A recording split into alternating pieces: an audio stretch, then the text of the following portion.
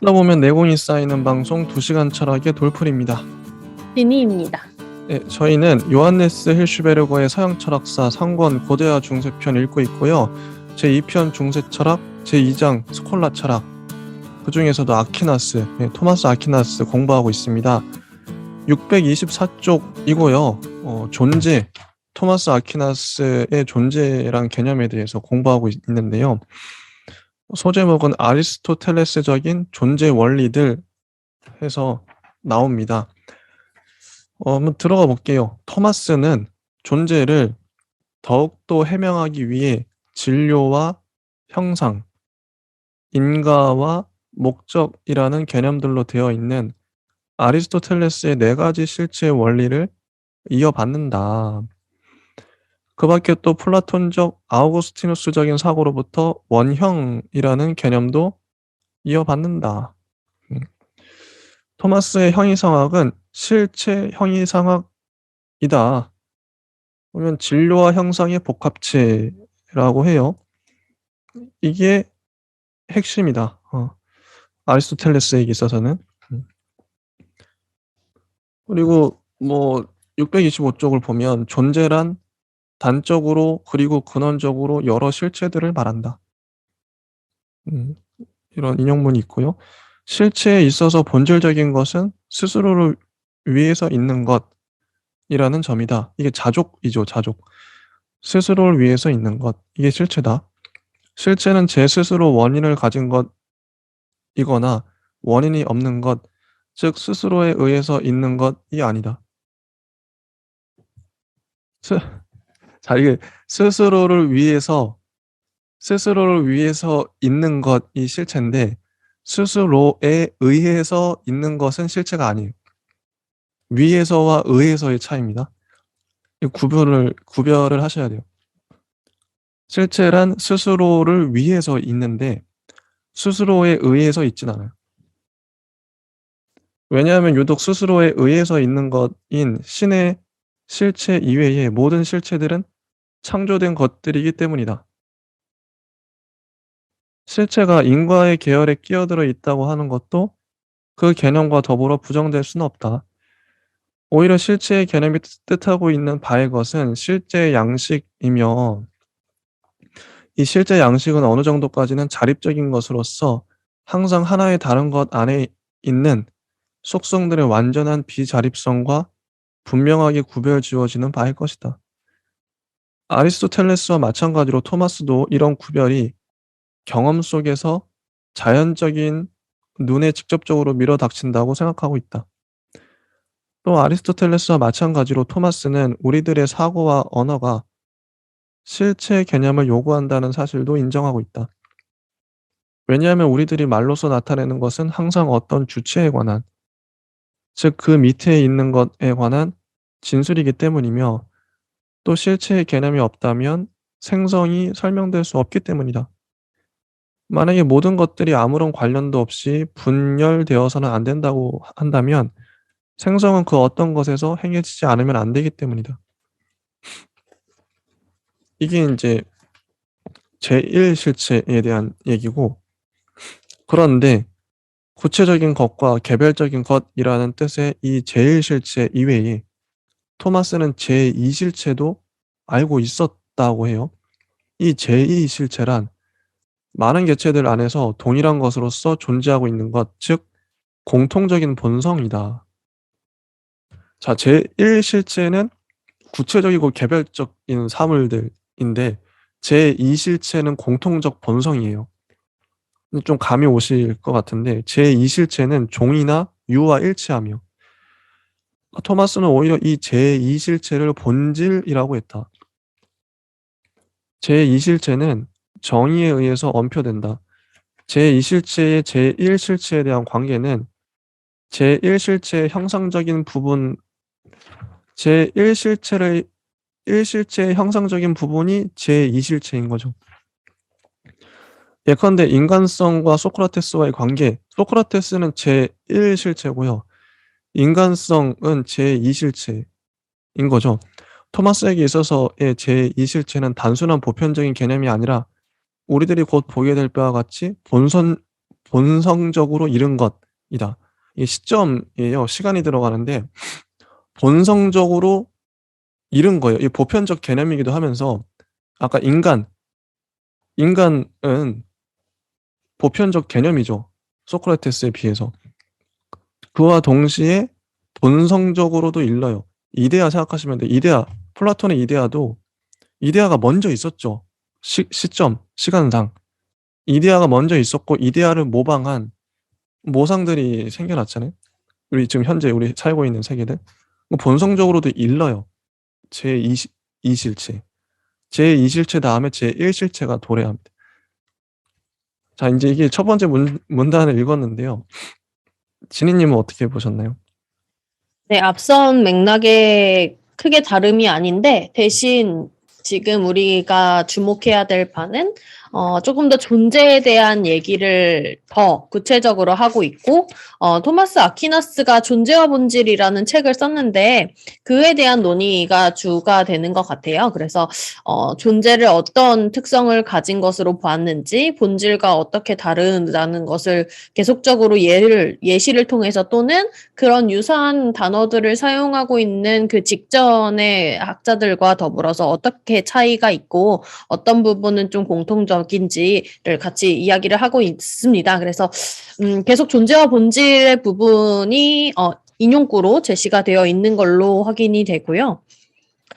그 안에서도 우리가 찾아볼 수 있는 게 다른 책에서도 마찬가지로 아리스토텔레스의 이제 존재와 본질 부분이 이제 가능태, 현실태, 그리고 진료와 형상의 부분이랑 많은 수 비교가 되고 있고요. 진료 형상론과 달라지는 토마스 아퀴나스의 존재론, 혹은 존재와 본질과 함께 보는 존재와 본질로서 보는 토마스 아퀴나스, 그리고 그 곁다리로 뭐 아리스토텔레스의 논의와 어떻게 다른가, 이렇게 설명이 유사하게 되어 있습니다. 그래서 만약에 이 힐시베르거의 논의나 서술이 좀 마음에 들지 않는다라고 하시면 지난 시간부터 계속 얘기 드리고 있는 그 질송의 중세 철학사라든지 아니면 여기 코플스톤의 중세 철학사를 참고하셔서 이제 아무래도 중세 철학에 대해서만 서술하고 있다 보니 토마스 아퀴나스 부분만 한 200~300페이지 돼요. 그래서 그 부분에 이제 각각의 좀 세부적으로 나와 있는 개념들에 중점을 두셔서 보시면 되겠고, 그 부분의 일부를 제가 읽어드리면 오히려 이해가 좀 쉽지 않을까 싶습니다. 만약에 코플스턴의 중세 철학사라는 책이 있으신 분들은 토마스 아퀴나스의 세 번째 챕터, 토마스 아퀴나스 챕터도 되게 많아요. 그래서 세 번째 챕터 피조물의 원리 부분에서 7장의 본질과 존재라고 설명이 되어 있는 부분, 그리고 그 부분의 맨 마지막 5부에 성 토마스 존재와 본질에서로 시작하는 그리고 이제 마무리하고 있는, 정리하고 있는 그 부분들을 제가 필요한 부분들만 뽑아서 읽어드리도록 하겠습니다.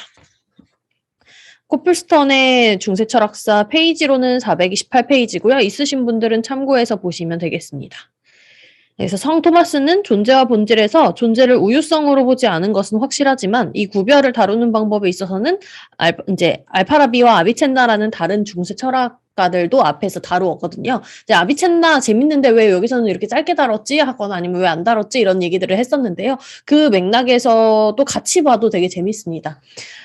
이제 따르고 있다. 본질의 개념에 속하지 않는 모든 것은 밖으로부터 와서 그 본질과의 합성을 이루고 있다. 이제 토마스 아퀴나스의 본질의 개념이 그러하고요. 어떠한 본질도 본질의 부분을 이루고 있는 그것 없이는 생각될 수 없는 것. 그러나 모든 유한한 것의 본질은 그 본질에 포함되어 있는 존재 없이도 생각될 수 있다. 라고 해서 두 가지의 차이를 설명하고 있습니다. 예시가 겹쳐요. 많이 겹치고, 뭐 인간에 대한 아까 예시가 나왔었죠. 그 예시를 여기서도 조금 얘기를 하고 있는데, 나는 인간이나 불사조를 생각할 수 있지만 그것들이 자연 안에 현실적으로 존재하고 있는지는 어떤지는 알 수 없다. 그래서 불사조는 존재하는지 아닌지 알 수 없다는 것은 이해가 되게 빠르지만 인간 역시도 그러하다라고 할 때는 의미심장하죠. 그래서 성 토마스가 본질은 존재를 받아들이기 이전에 그 자체의 어떤 것이라고 말하자면 자기 고유의 어떤 미소한 존재를 가지고 있다고 주장한 것처럼 그를 해석하는 것. 이런 것들이 사실은 성 토마스가 생각하는 본질에 대한 오해인데 사실은 그렇지 않고 본질은 존재에 의해서만 실존하고 창조된 존재는 언제나 그 일정한 본질을 지닌 존재다라고 해서 우리가 앞서서 그 신에 대한 얘기 그리고 유비적인 얘기를 지난 시간까지 했는데 그 유비적으로 서술하고 있는 존재와 본질의 위상을 어느 정도 감각적으로 아실 것 같아요. 이해는 잘 안 되지만 무슨 뜻인지 알 것 같긴 해. 막 이러면 그런 느낌이 계속 드실 텐데요.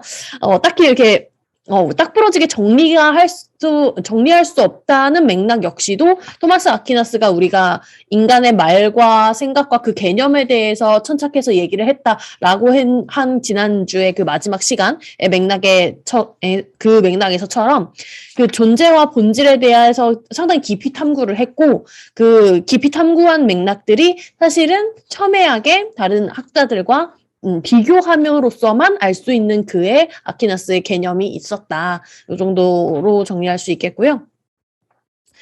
그 뒤에도 읽어보신 분들은 알겠지만 hirschberger의 이제 설명이 이제 뒤로 갈수록 더 복잡해지면 복잡해졌지 명확한 설명이 나오지 않습니다.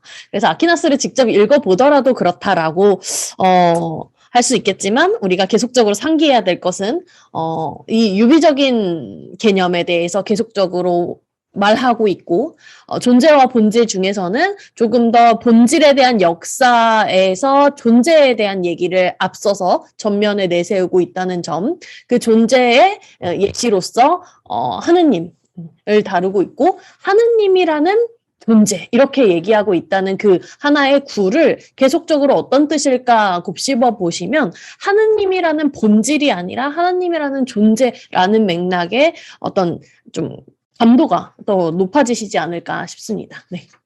되게 설명하기도 어렵네요. 이어서 626쪽의 두 번째 문단을 볼게요. 이런 견해 전체의 배후에는 진료와 형상이라는 두 가지의 원리들을 가진 진료 형상설이 도사리고 있다. 공통적인 본성 이외에 개별적인 실체 안에 아직도 있는 것은 개별적인 진료이다. 이 개별적인 진료는 이 진료를 규정하는 개별적인 속성들과 더불어 개별화되는 원리이다. 진료가 개별화의 원리라는 거죠.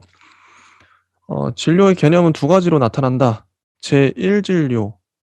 이게 헷갈릴 수 있어요. 이게 은근히 이분 아리스토텔레스가 제1진료, 제2진료 뭐 이렇게 제1, 제2 붙이는 거 좋아하시는데 방금 전에 우리 제1실체와 제2실체 했잖아요. 그거 헷갈리실 수 있습니다. 또 달라요. 일단 읽어볼게요. 제1진료는 전혀 규정되지 않은 것, 그러나 여러 가지 점에서 규정될 수 있는 바의 것이며 제2진료는 이미 그 어떻게든 형성되어 있는 것, 규정되어 있는 것, 적어도 양적으로 규정되어 있는 것이나 그래도 계속해서 형성될 수 있는 바의 것이다. 개별화의 원리로서 문제되는 것은 이 제2진료뿐이다. 자, 혹시 진희님은 제1진료와 제2진료가 뭐 예를 들어서 뭐 어떤 것 같으세요? 뭘까요? 제1진료는 실체적인 변화가 있지만 규정되지 않는 그런 것이라고 이제 설명이 되어 있고요. 네. 둘째적인 요소에서는 실체를 하나의 특정한 종에 속하게 해서 그것을 규정하는 것. 이라고 이제 두 가지를 정리를 하고 있는 다른 책에서 정리하고 있는 바를 저 같이 보고 있고요. 그 물질적인 실체는 이런 방법으로 진료와 형상 두 가지로 나누고 있다. 그래서 우리가 여기 뒤에서는 당연히 아리스토텔레스 얘기가 나오고 있고요. 아리스토텔레스가 말하고 있는 제1진료 순수 가능태 이 이야기에서부터 다시 시작하는 것 같아요. 이게요. 그러니까 제 느낌상 제2진료는 어떻게든 형성되어 있으니까 이게 범위가 더 좁은 것 같아요. 만약에 뭐 아까 소크라테스 이거 좀 예시가 좀 애매한데 제2진료는 형상이 그러니까 형상 단어도 함부로 못 쓰겠네. 형상이 이게 있기 때문에 이거 제2진료는 진료가 분명한 이게 손에 잡히는 것 같고 예를 들면 분명한데 이게 예를 안 들어 놔 가지고 예시도 한번 찾아볼게요. 여기 이제 코플스톤에는 예시가 하나 나오네요. 읽어보면 자, 봄에 창가에서 그 밖을 내다보면 푸른 잎사귀가 연하고 부드러운 너도밤나무 그걸 보게 된대요. 가을에는 같은 너도밤나무가 똑같은 공원에 있는데도 그 잎사귀의 색깔이 달라져 있음을 보게 됩니다. 그 너도밤나무는 봄이나 가을에도 실체적으로 같은 너도밤나무이지만 그 잎사귀의 색깔은 같은 게 아니죠. 이를테면 그 너도밤나무는 실체적으로는 변함이 없으면서도 그 색깔은 달라지고 있다 해서 제1진료 이야기를 합니다. 이게 제1진료. 네, 이제 겉모습은 변했어도 실체적으로는 변함이 없는. 그와 제2진료는 마찬가지로, 그와 마찬가지로 뭐 새로 심은 자그마한 낙엽송이 있는데 그 후에 커다란 나무가 되어 있음을 보게 되고 말하자면 크기는 달라져도 같은 낙엽송임에는 변함이 없는. 또 다른 예시들도 계속 나와요. 들판에 소를 본다. 근데 그 장소와 자세나 위치나 동작은 수시로 달라져서 풀을 뜯거나 되새김질하거나 졸고 있거나 젖을 짜는 젖소가 되기도 하고 뭐 달리기도 하는 그러나 언제나 같은 소다. 그래서 정리하자면 이와 같은 것들을 봄으로써 정시는 실체와 우유성이라고 해서 액센트라고 이제 적고 있고요. 이제 이 여러 가지 종류를 구별하게 되고 이 성 토마스는 이런 실체와 우유성이라는 액센트의 범주를 아리스토텔레스로부터 받아들이고 있다라고 해서 제1진료와 제2진료 이야기를 예시로서 들고 있습니다. 이렇다고 합니다. 좀 어렵지만 이게 좀 제1진료, 제2진료가 있고 그다음에 제1실체와 제2실체가 있어요. 아무튼 그렇다는 거. 개별화의 원리로서 문제되는 것은 이 제2진료뿐이다. 진료는 그 자체로서 현실적이 아니며 형성된 것으로서만 현실적이다. 이것으로서 형상이 보다 원리적, 근원적인 원리라는 것을 알 수 있다. 토마스는 제2진료에 대한 설명이죠. 이게 이진료. 제2진료는 그 실체로서 보여지는 형상 있죠. 네. 을에 우리가 방금 소의 예시가 나왔는데 소는 뭐야? 그럼 뭐 노랗고 짧은 털을 가지고 있고 다리 4개이고 뭐 이렇게 보여지는 여러 개의 형상으로서의 특징들. 그래서 그런 특징들이 모아져서 그건 소야라고 규정할 수 있게 만들어주는 것들. 그게 바로 이 진료죠. 네네. 맞아요. 예. 토마스는 형상이란 진료를 일정한 존재에 제한시키는 것이라고 이해하고 있다. 형상이 진료를 일정한 존재에 제한시키는데요. 나무를 깎아가지고 테이블을 만들잖아요. 의자를 만들고. 테이블의 형상을 나무가 입으면 테이블이 되고, 의자의 형상을 입으면 진료가 의자가 되겠죠? 나무란 진료가? 그런 얘기를 하고 있는 것 같은데요.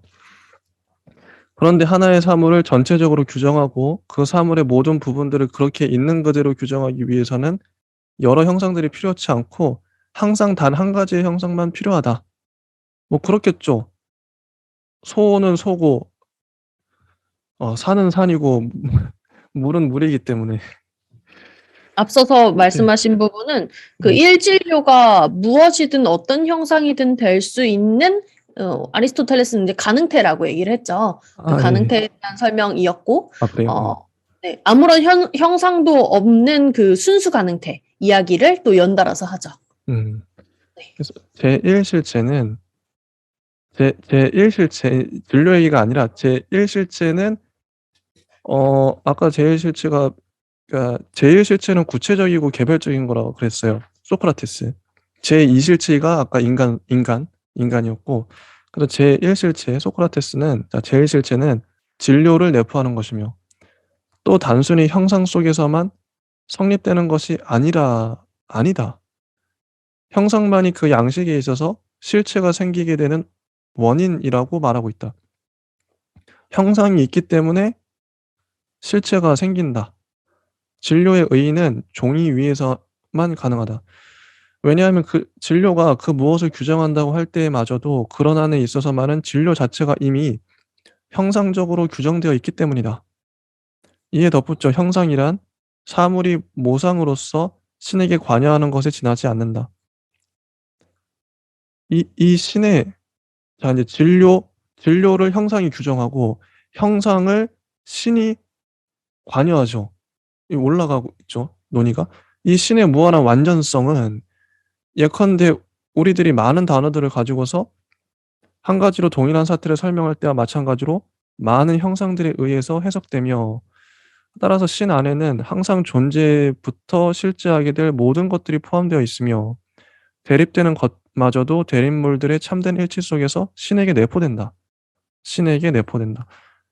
어 고하는 것을 받아들일 때 아리스토텔레스의 형상과 아우구스티누스가 말하는 신의 정신 안에 있는 이념들을 동일시함으로써 문장이 길어요. 토마스에게 있어서는 실제로 형상이 본질적으로 앞선 것을 뜻하게 되고 형상이 진료보다 먼저 있죠. 나아가서는 플라톤주의가 그의 형이상학의 핵심부에 스며 있게 된다. 이런 것은 아리스토텔레스와 모순되지 않는다. 자, 모순되지 않습니다. 제가 아까도 말했죠. 지난 시간에. 플라톤은 아리스토텔레스와 모순되지 않아요. 사실 토마스는 역사적으로 꿰뚫어 본 것은 아니나 그 대신 정신의 동질성에 바탕을 둔 통찰을 통해 아리스토텔레스에게 있어서의 플라톤적인 근본 동기들을 다시 끌어내고 새롭게 했던 것이다. 그렇죠. 자, 진희님 이거 어떻게 보셨나요?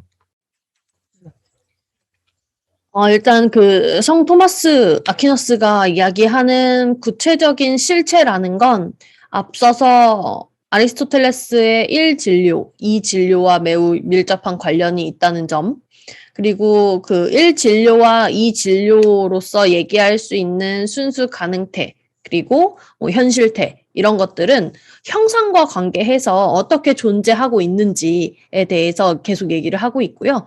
큰 존재라는 틀 안에서 뭐 그런 것들이 대체 어떻게 존재하느냐, 그리고 우리가 그것을 존재로서 어떻게 인식하느냐, 두 가지 존재론, 인식론과 연결이 됩니다. 그래서 구체적인 실체 얘기를 계속 하고 있지만 뭐 제1실체 뭐 이렇게 얘기를 하고 있지만 그것의 맥락에는 당연히 진료, 제1진료, 2진료와 관계된 이야기이고요. 그것이 또 이제 토마스 아퀴나스의 맥락에서는 이제 하느님과 더불어서 개별 사례로 이제 이어져 내려가고 있는 것 같고, 그 뒤에 이어지는 개별 이야기에서 이제 아리스토텔레스와 달라지는 점, 아니면 좀 동일하게 아리스토텔레스를 차용하는 점 등등으로 나뉘는 것 같습니다. 아마 아리스토텔레스와 달라지는 점에서는 토마스 아퀴나스가 아우구스티누스를 반한다라는 맥락에서 이제 아리스토텔레스의 그런 지점들을 버리고 갔다라고 이해하시면 되겠고요. 이게 한두 가지는 아닌 것 같아서 자세하게 읽어보시기 바랍니다. 네.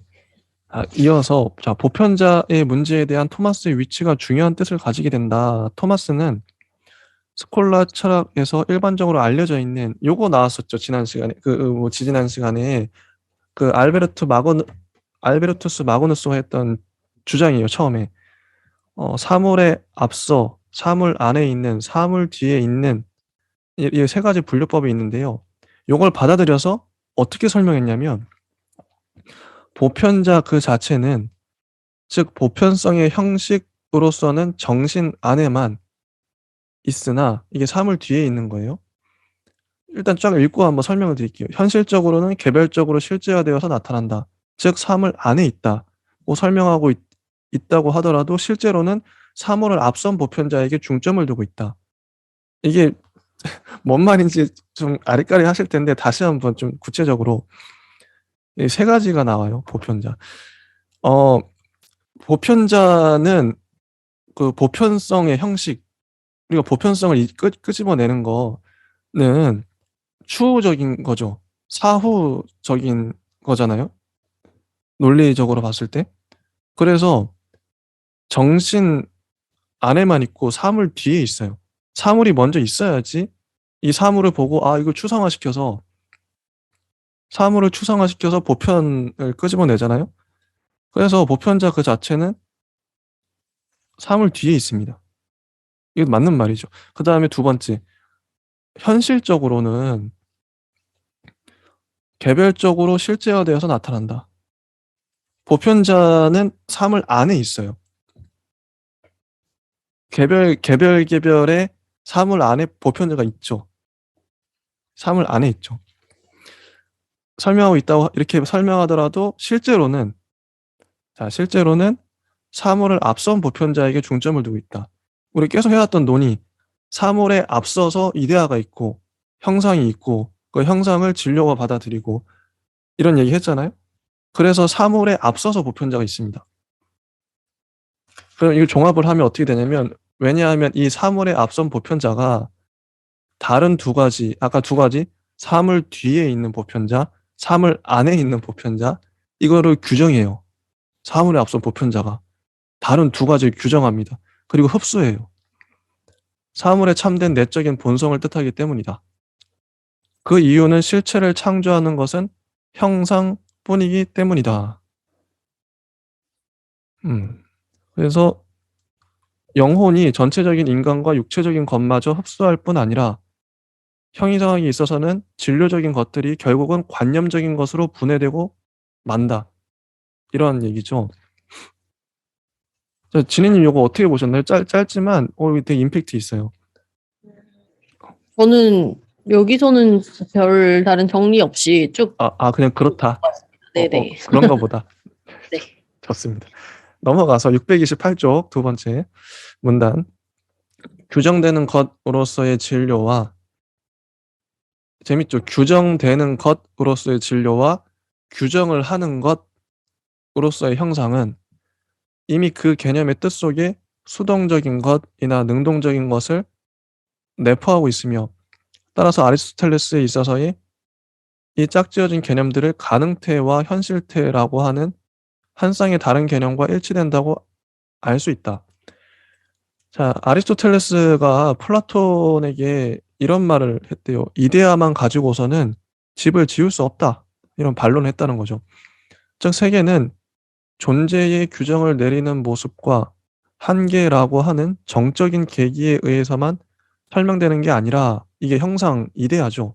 존재를 규정하고 한계 짓는 거, 정적인 계기, 이게 이데아죠.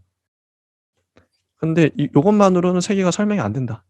우리들이 세계를 설명하기 위해서는 한 가지 더 나아간 계기, 즉 동적인 것의 관점이 필요하다.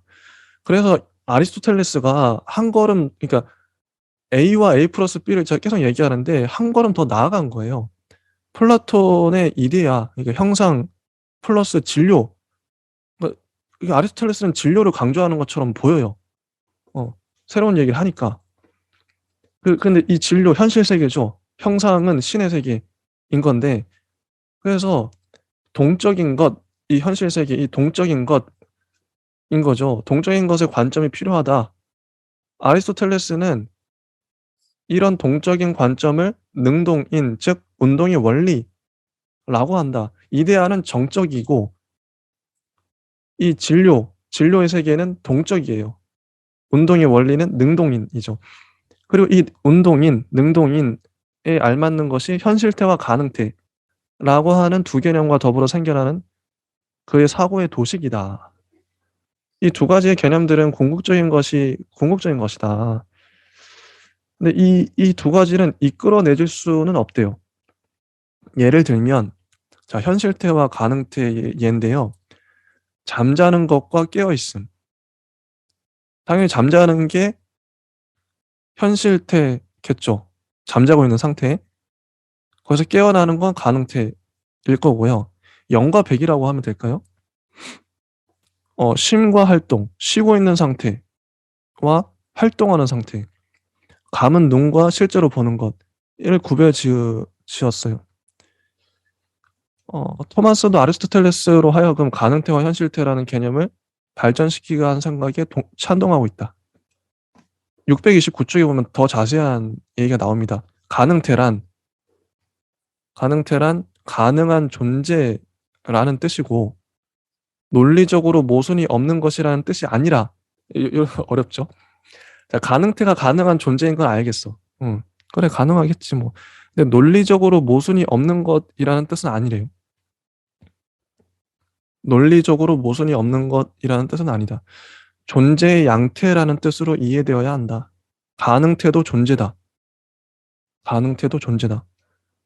그러나 완성되지 못한 종류의 존재다. 이, 이 가능태는 아직도 그 목표를 달성하지 못한 것이다.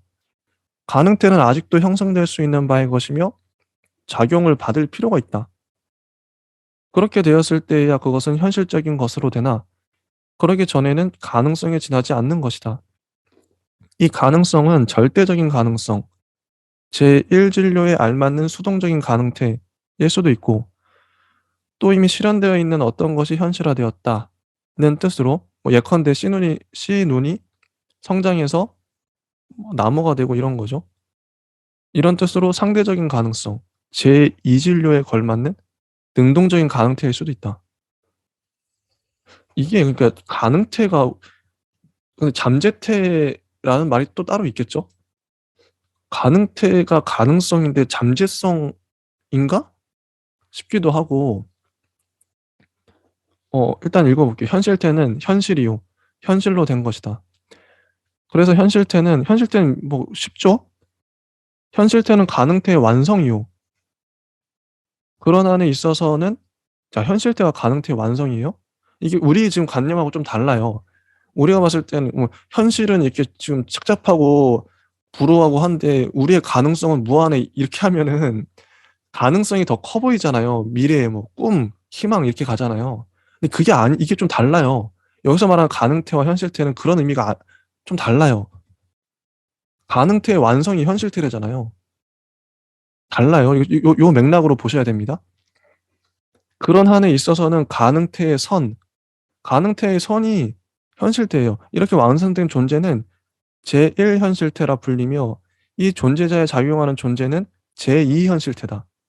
제1현실태와 제2현실태가 또 나왔네요.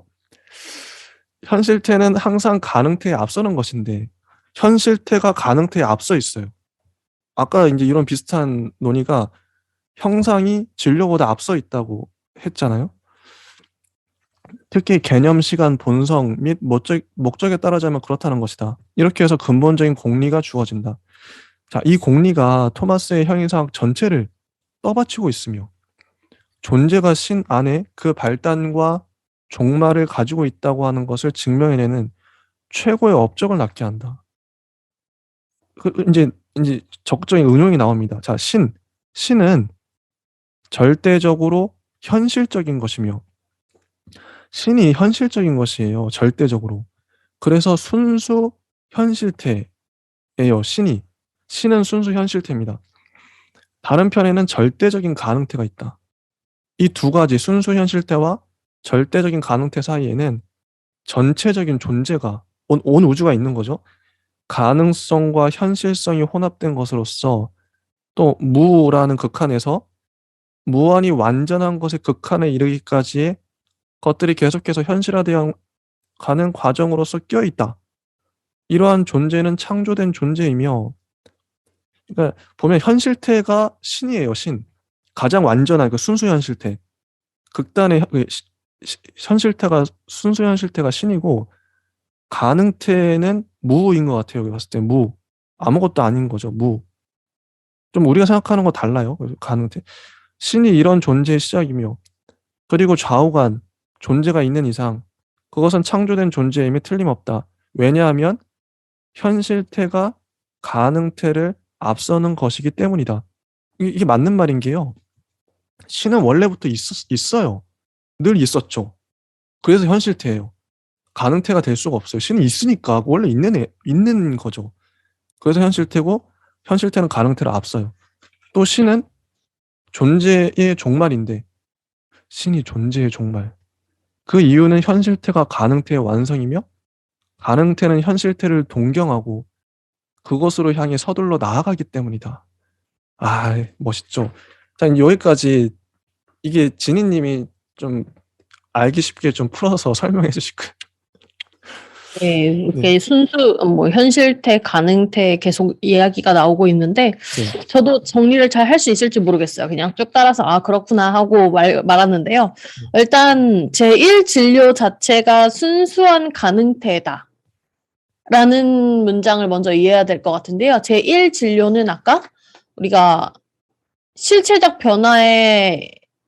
변화는 있었어도 규정되지 않은, 인정하지 않는 뭐 그런 개체였고, 두 번째는 제2 진료는 실체의 형상이 그 실체를 실체이게 만들어주는 여러 가지 요인들, 뭐 그렇게 해서 나눈다라고 했었는데요. 제1 진료 자체를 순수 가능태로 봤던 토마스 아퀴나스를 생각을 해주셔야 되고, 그것이 아무런 현실태도 없는 것에 어떤 의미로 현실태를 부여하는 것인지에 대해서 정리를 해야 될 것 같습니다. 혹시 문장이 이해가 가시나요? 제1 진료 자체는 순수 가능태다. 아까 네. 이제 읽어주신 부분이랑 동일하죠. 이제 좀 말하면 신은 순수 현실태잖아요. 신은 순수 현실태고 제1 진료는 순수 가능태다. 제1 진료는 뭐 지금 우리가 뭐 보고 있는 모든 사물들인 거니까 말이 되는 것 같네요. 네, 그 다음에 아무런 현실태도 없는 것에 어떤 의미로 현실태를 부여하는 것인지, 이게 사실은 앞에 제1 진료 자체가 순수 가능태다라는 것과 동일한 의미라고 합니다. 그래서 우리 무로부터의 창조 뭐 이런 내용 우리가 앞 시간에 했었는데 그 내용 맥락과 같이 연결되는 지점인 것 같고요. 그래서 1 진료는 스스로 존재할 수 없다가 이제 전제되어 있는 문장이고요. 왜냐하면 순수 가능태로서의 잠재 능력이 없으면 제1 진료는 스스로 존재할 수는 없습니다. 그리고 1 진료가 스스로 존재할 수 없고, 이제 작용인과 더불어서 제1 진료 그 자체에 뭔가가 없으면 그 제1 진료는 존재 자체가 불가능한 거죠. 그래서 그거를 작용케 만드는 어떤 것을 우리가 계속 상정하고 있어야 되고, 그것이 토마스 아퀴나스에게는 신입니다. 근데 여기서 조금 의문이 드는 건, 뭔가 아리스토텔레스에서는, 변화하거나 뭐 하나의 결핍, 결여, 이런 것들을 생각을 했었죠, 아리스토텔레스에서는. 그래서 실체가 아직은 획득하고 있지 않은 어떤 것에 대해서 계속 얘기를 하고 있는데요. 그래서 뭐 잠재태든 아니면 가능태든 뭐 이런 얘기를 했었는데, 그 작용인에 의해서 실체 한 가운데 생겨난 어떤 그 필요에 의한 새로운 형상에 대한 요구? 이러한 너는 원래부터 의자가 되기로 한 나무니까 너는 지금 비록 나무의 하나의 제목에 불과하지만 의자가 될 아이야, 이렇게 바라보고 있거나 아니면 그렇게 실체를 인식할 수 있는 어떤 것이 발생한다면 그 요구를 전제하고 있다라고 볼 수 있는 거죠. 그래서 아퀴나스는 이런 논의 자체에서 애초에 처음부터 신에 대한 전제를 하고 들어가고 있는 거예요. 진료와 형상 얘기를 가지고 오면서도 동시에 그 전제 하에 절대자에 대한 어떤 작용인으로서 존재하고 있는 절대자를 계속 상정해 놓고 있는 그 지점을 읽는 게 이제 아리스토텔레스와의 차이점이 될 것 같습니다. 맞습니다. 630쪽까지 했고요. 일단 여기서 끊고 다음 시간에 또 이어서 해야 될 것 같아요. 네. 네, 감사합니다. 네.